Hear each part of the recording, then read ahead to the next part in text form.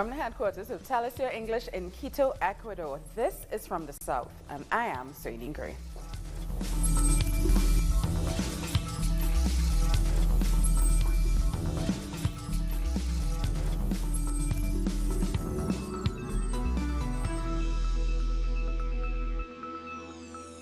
Venezuela has returned to normal following Tuesday's earthquake.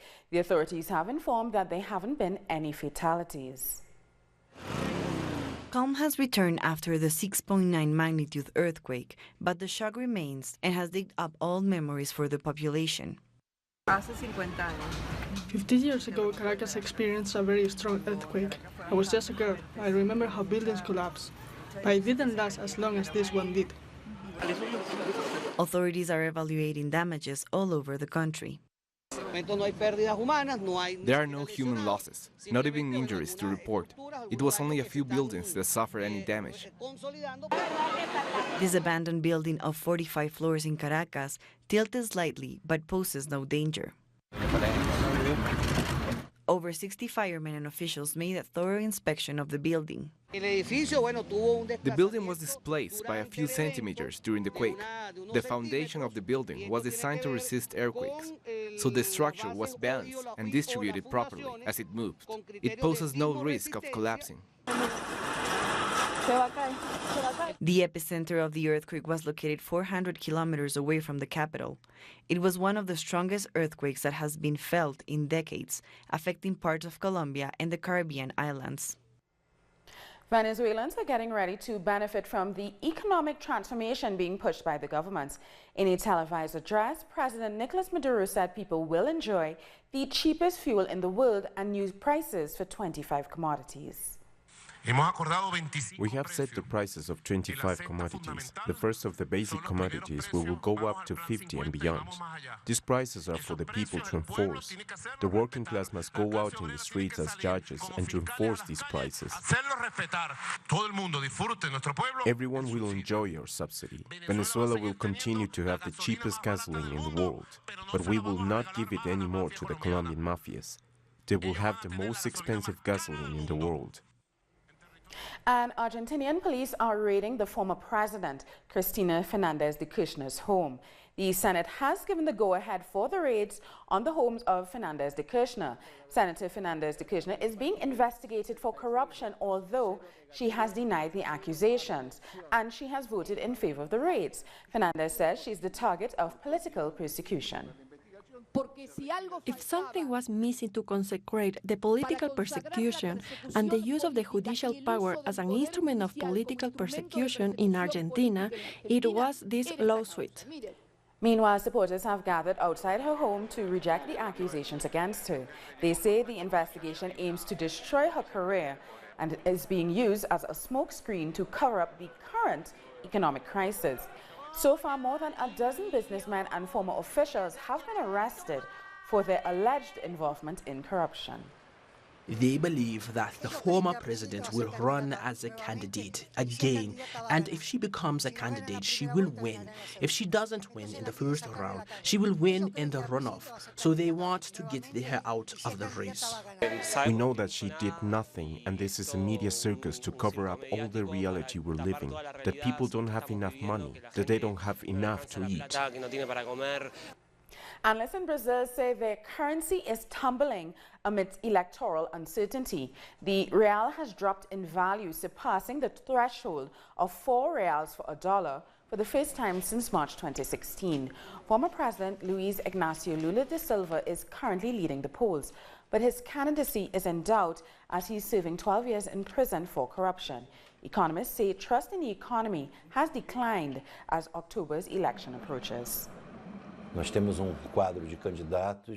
have a cast of candidates for who we don't have a clear idea of the electorate. This vagueness makes the investors doubt about the evolution of the economy. There is a lot of uncertainty about the capacity of next government to do what we call the fiscal adjustments.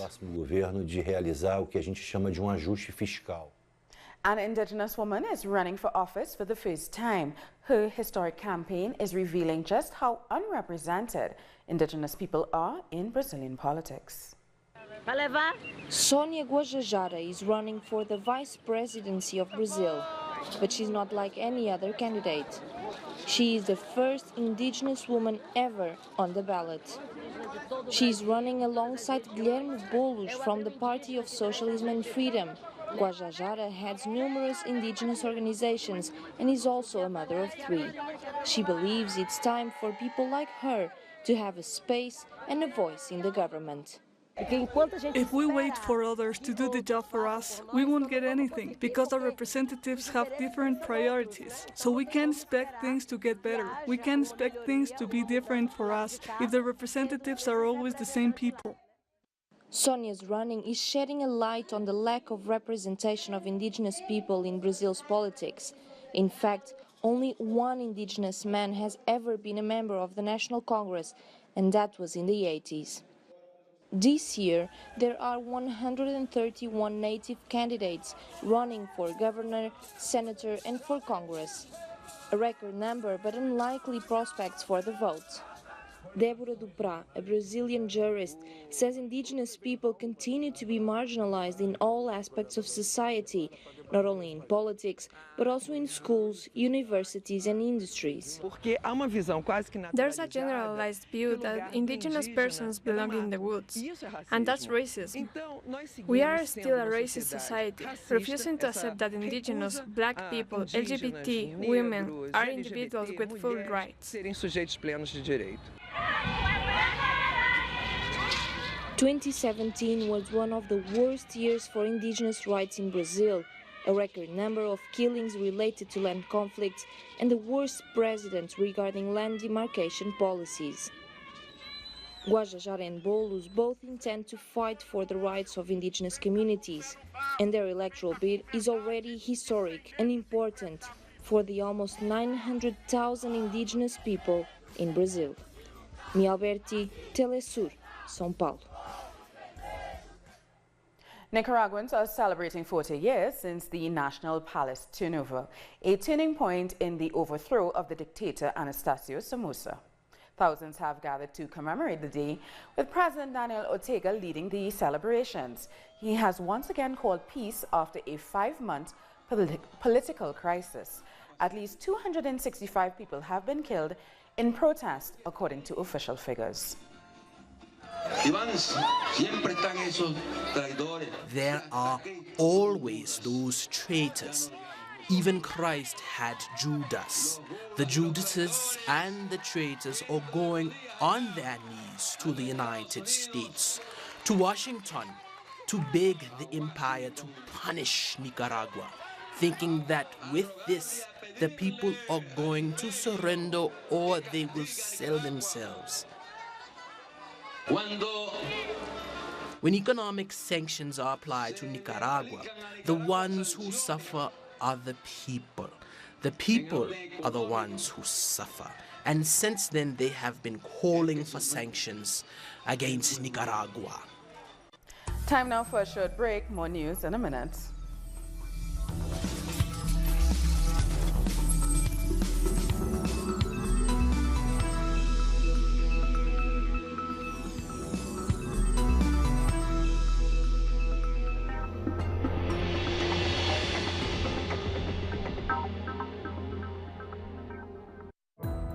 Our actions have an impact on the environment. It's our responsibility to change for the sake of our planet. Let's be part of this transition. Watch, preserve, and protect your Green Zone. Wednesdays, only on Telesur.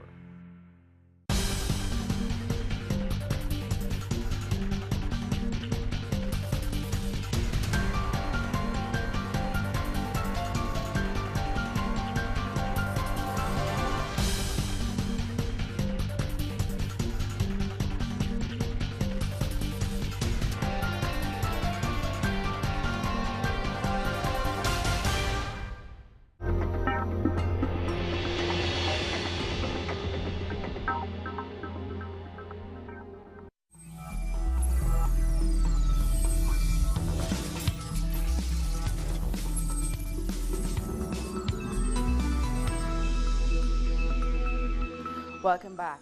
Events are being held worldwide to mark the abolition of the slave trade and in remembrance of the victims of slavery and the transatlantic slave trade. The annual international observance on August 23rd also seeks to highlight the fact that millions still live as slaves today. Today also marks the anniversary of the 1791 uprising of enslaved men and women in what is now known as Haiti. The uprising paved the way for the establishment of universal human rights. It also led to the abolition of slavery in Europe and North America. Rise up, course.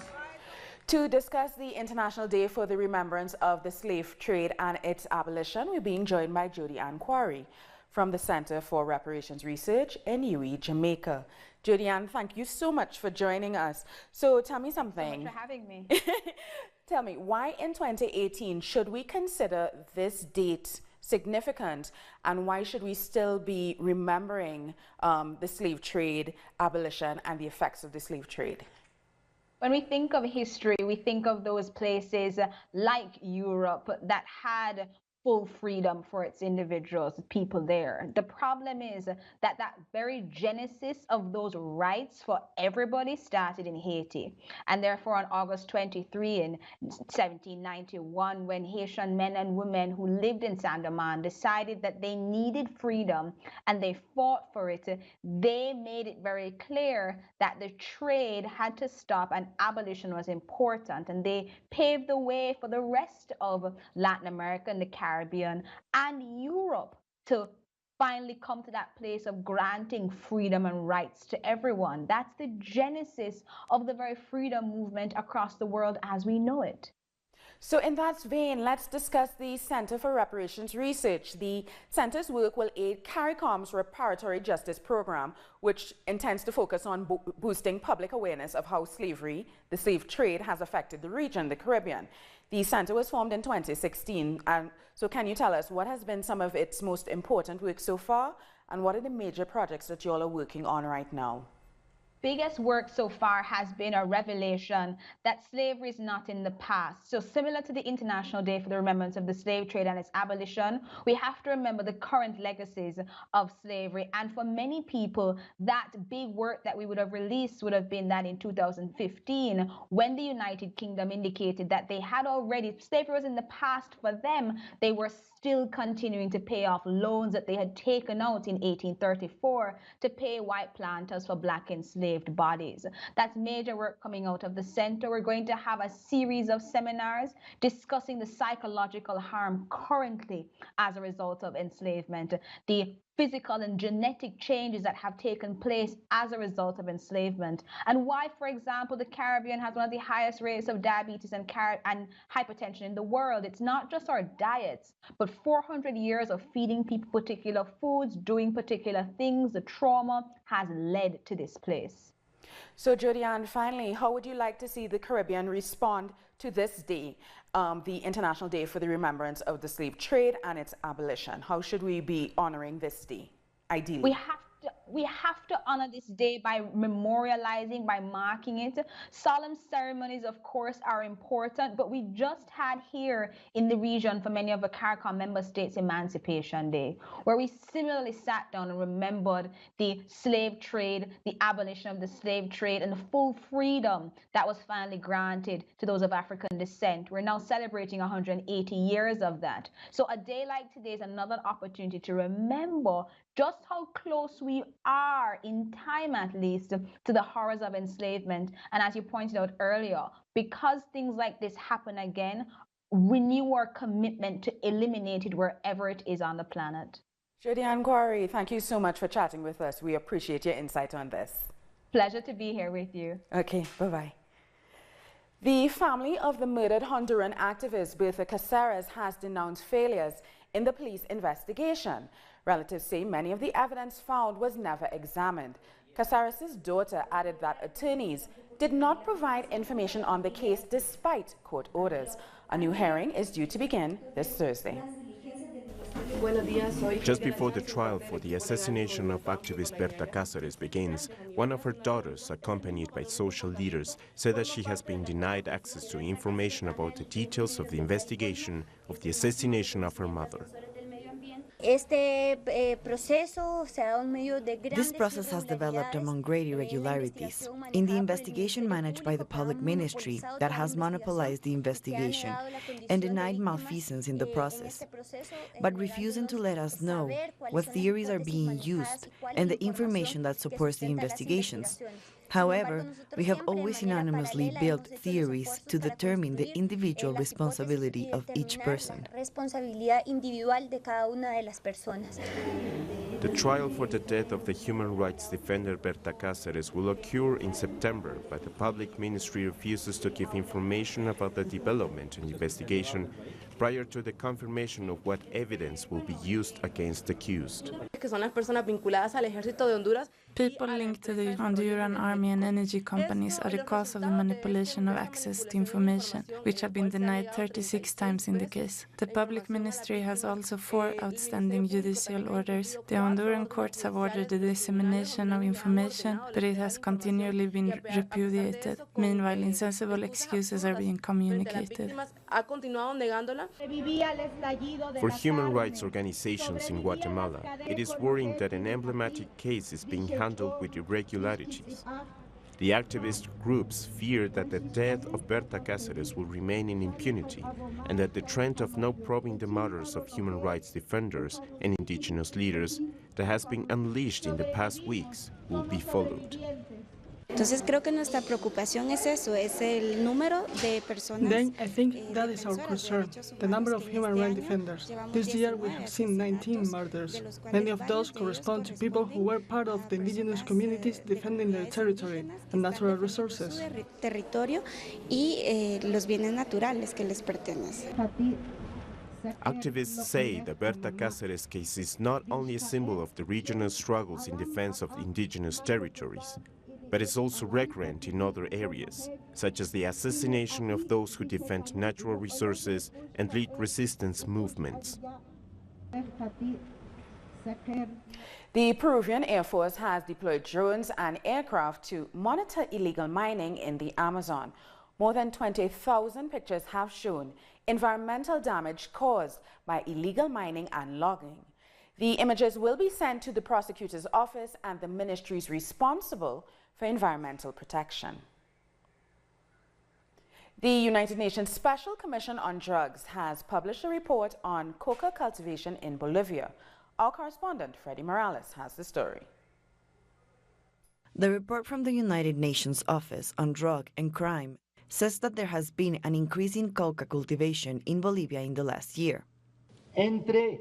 Between 2016 and 2017, the coca cultivation has seen an increase of 1,400, from 23,100 to 24,500 hectares. That means a 6% increase. But the government has said despite the increase, this report confirms that everything is under control. Even though the prices have increased, the market is still manageable. Fortunately, in Bolivia, this price rise has not led to overproduction. The report highlights the situation in Bolivia and compared it with other coca-producing nations in the region. If we compare the statistics in other countries, for example in Colombia, the crop cultivation area has increased from 146,000 to 214,000 hectares. Comparing to Bolivia, these numbers are incomparable. The law in Bolivia recognizes 22,000 hectares of land used for coca cultivation, legal for traditional use. In 2009, the United States Drug Enforcement Administration was expelled from the country from meddling in internal affairs, to make sure there is no external interference in the fight against drug trafficking in the country. Guatemala Supreme Court has accepted the request to remove immunity from President Jimmy Morales. This decision has opened the door for a trial against Morales. He's accused of not reporting over $1 million in donations during the 2015 electoral campaign. The Supreme Court will be debating the president's immunity in the coming weeks. And our correspondent, Mario Rosales, has more from Guatemala City. Hola, ¿qué tal? Un saludo hasta el set central. Bueno, acá en Guatemala, el Congreso. The Supreme Court of Guatemala has decided to move forward with the trial against President Jimmy Morales. which was brought forth by both the Public Ministry and the International Commission Against Impunity. The prosecutor's office has said that in their investigations, they found that the president didn't report on the finances of his presidential campaign to the Supreme Electoral Tribunal. The prosecution added that 5 businessmen have confessed they gave more than $1 million to the president in 2015. The president is being accused of not reporting anonymous financing. In order for Morales to go to trial, he has to lose his immunity so that the investigation can continue. Congress will now have to vote on this decision and is awaiting the case file from the Supreme Court. Morales could lose his immunity with 105 votes. Mexican wrestlers have taken a break from fighting to go and pay respects or homage to the Virgin of Guadalupe. Dozens of colorfully dressed and masked wrestlers made a pilgrimage to the famed basilica in Mexico City. They thanked the Virgin for their fans and the work that they're able to do. Lucha Libre, Spanish for free fighting, is one of the country's most popular sports. The Virgin of Guadalupe is the patron saint of Mexico, and she's revered throughout Latin America. And music as dance has engulfed Cuba's capital, Havana. Havana Carnival is in its full swing as the city approaches its 500 years. A parade in the city's Malecon has marked the beginning of the festivity that will last until next Tuesday. The celebration has its origin in colonial times when masters granted their slaves a free day known as the Day of Kings. But some historians add it also comes from the African drums that were heard in Cuba in the 16th century during certain holidays.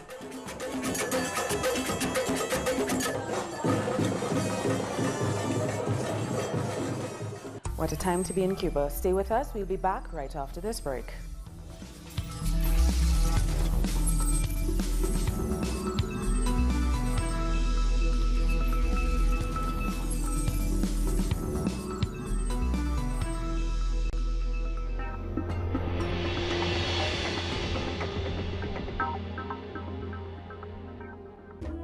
An occasion to enjoy the cultural diversity that defines our South American essence.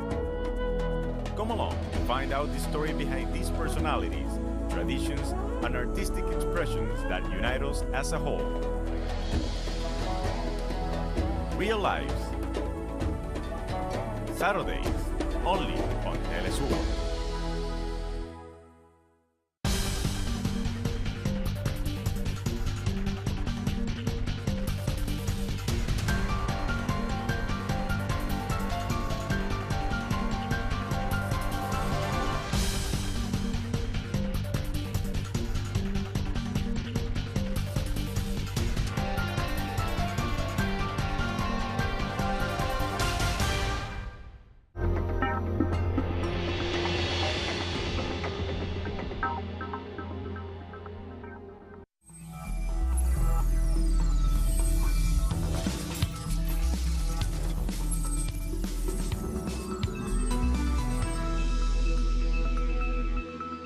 Welcome back.